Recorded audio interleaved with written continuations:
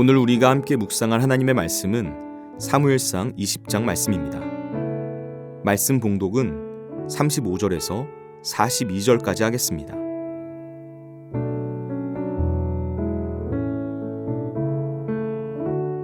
아침에 요나단이 작은 아이를 데리고 다윗과 정한 시간에 들로 나가서 아이에게 이르되 달려가서 내가 쏘는 화살을 찾으라 하고, 아이가 달려갈 때 요나단의 화살을 그의 위로 지나치게 쏘니라. 아이가 요나단이 쏜 화살 있는 곳에 이를 즈음에 요나단이 아이 뒤에서 외쳐 이르되 화살이 내 앞쪽에 있지 아니하냐 하고, 요나단이 아이 뒤에서 또 외치되 지체 말고 빨리 다름질하라 하매 요나단의 아이가 화살을 주워 가지고 주인에게로 돌아왔으나 그 아이는 아무것도 알지 못하고 요나단과 다윗만 그 일을 알았더라. 요나단이 그의 무기를 아이에게 주며 이르되 이것을 가지고 성읍으로 가라 하니, 아이가 가매 다윗이 곧 바위 남쪽에서 일어나서 땅에 엎드려 3번 절한 후에 서로 입 맞추고 같이 울되 다윗이 더욱 심하더니, 요나단이 다윗에게 이르되 평안히 가라. 우리 두 사람이 여호와의 이름으로 맹세하여 이르기를 여호와께서 영원히 너와 나 사이에 계시고 내 자손과 내 자손 사이에 계시리라 하였느니라 하니, 다윗은 일어나 떠나고 요나단은 성읍으로 들어가니라. 아멘.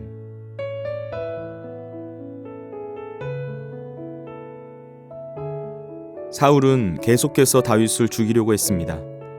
그때마다 다윗은 사울을 피해서 몸을 숨기고 목숨을 부지하는 일이 반복되었습니다.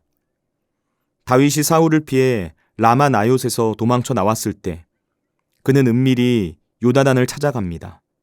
그리고 요나단에게 자신의 억울한 심정을 토로합니다. 그때 다윗의 심정이 어떠했고 요나단의 생각이 어떠했는지 사무엘상 20장 1절에서 3절까지 말씀에 나와 있습니다. 이 부분을 읽어보면 지금 다윗과 요나단이 현재 그들이 마주한 상황을 서로 다르게 이해하고 있구나 하는 것을 알 수가 있습니다. 먼저 다윗은 자신이 지금까지 경험한 일을 근거로 사울 왕이 자기를 죽이려 한다는 사실을 절대적으로 확신하고 있습니다. 사울이 도대체 왜 자신을 죽이려고 하는지 모르겠다고 자기의 억울함을 토로하듯이 말하는 것입니다.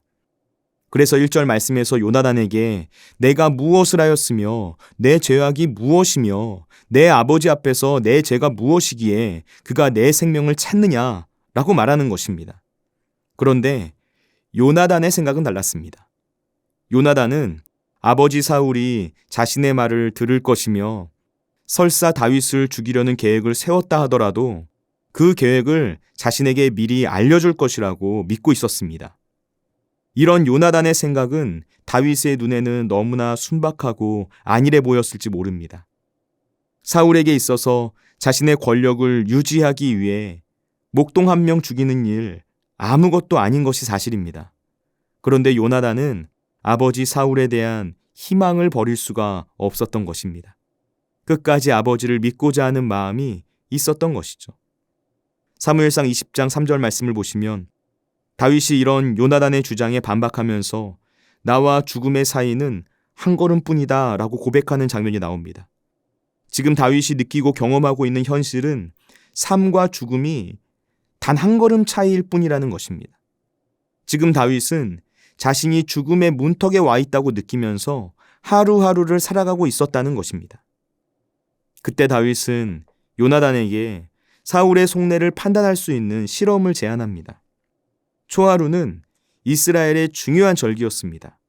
그 날에 왕의 사위이자 신하인 다윗이 참석하는 것은 너무나 당연한 의무였습니다. 그런데 다윗이 가족을 중심으로 드리는 제사인 매년제를 핑계로 초하루에 참석하지 않아 보겠다는 것입니다.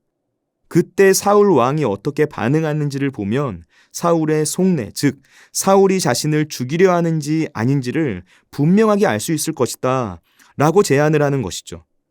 다윗은 요나단에게 그때 사울의 반응을 신호를 통하여서 알려달라고 부탁했습니다.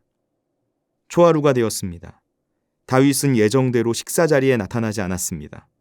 사울은 처음에는 다윗에게 어떤 일이 생겨서 다윗이 부정한 상태였기 때문에 참석하지 못한 것이라고 생각했습니다.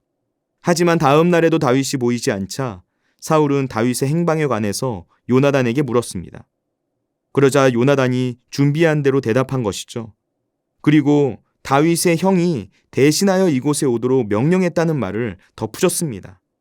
요나단의 말을 듣고 사울은 버럭 화를 내면서 소리를 칩니다. 사무엘상 20장 30절에서 31절까지 말씀입니다. 사울이 요나단에게 화를 내며 그에게 이르되 패영무도한 계집의 소생아, 내가 이새의 아들을 택한 것이 내 수치와 내 어미의 벌거벗은 수치됨을 내가 어찌 알지 못하랴. 이새의 아들이 땅에 사는 동안은 너와 내 나라가 든든히 서지 못하리라.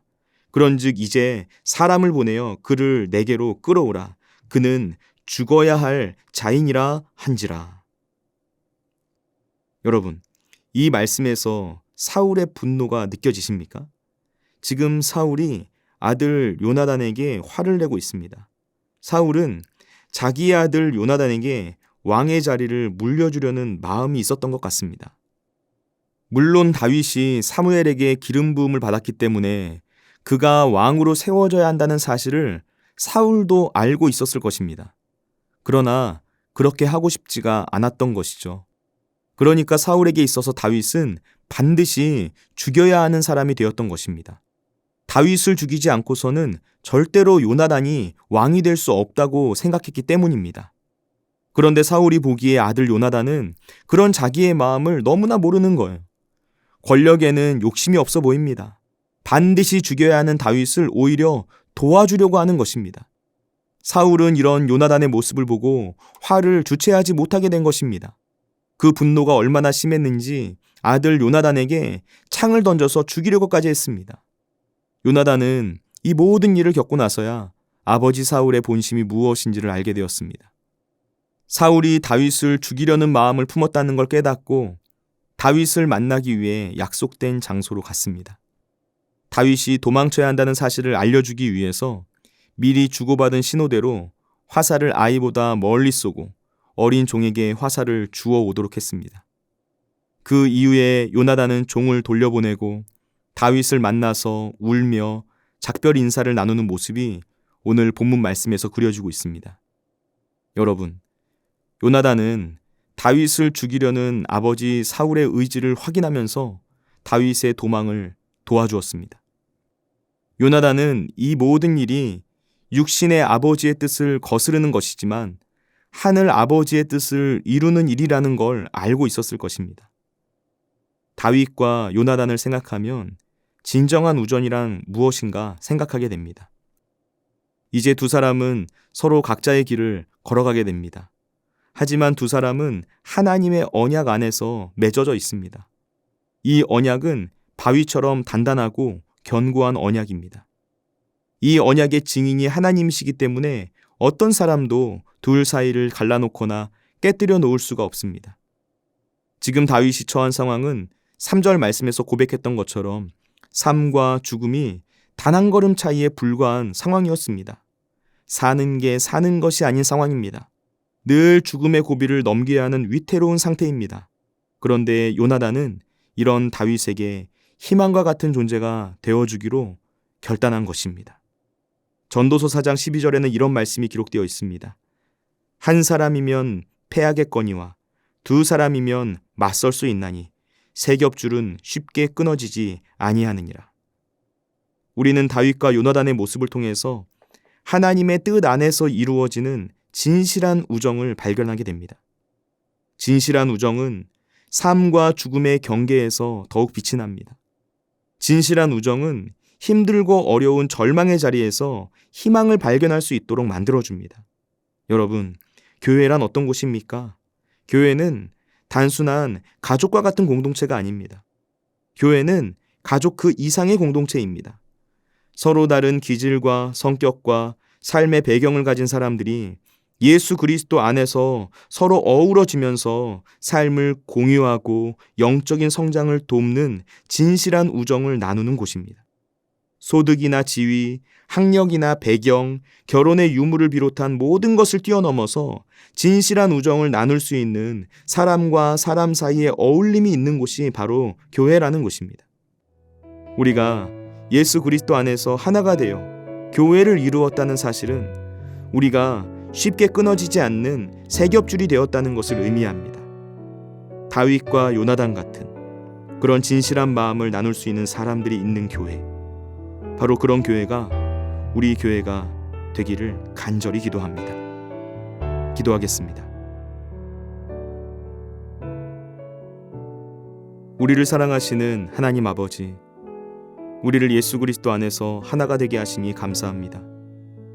우리 교회가 서로 진실한 대화를 나눌 수 있는 사랑의 관계가 있는 교회가 되게 하여 주옵소서. 성도 간의 진실한 우정을 나눌 수 있는 가족 그 이상의 공동체가 되기를 기대하며 기도합니다. 하나님, 우리에게 지혜를 주시고 예수님의 마음을 허락하여 주시고 성령님께서 각 사람의 마음의 문을 열어주셔서 모이기에 힘쓰게 하심으로 인하여 하나님께서 기뻐하시는 진실한 우정을 나누는 교회가 되게 하여 주옵소서. 오늘도 우리와 함께 하시는 예수님의 이름으로 기도드립니다. 아멘. 하늘에 계신 우리 아버지, 아버지의 이름을 거룩하게 하시며 아버지의 나라가 오게 하시며 아버지의 뜻이 하늘에서와 같이 땅에서도 이루어지게 하소서. 오늘 우리에게 일용할 양식을 주시고 우리가 우리에게 잘못한 사람을 용서하여 준 것 같이 우리 죄를 용서하여 주시고 우리를 시험에 빠지지 않게 하시고 악에서 구하소서. 나라와 권능과 영광이 영원히 아버지의 것입니다. 아멘.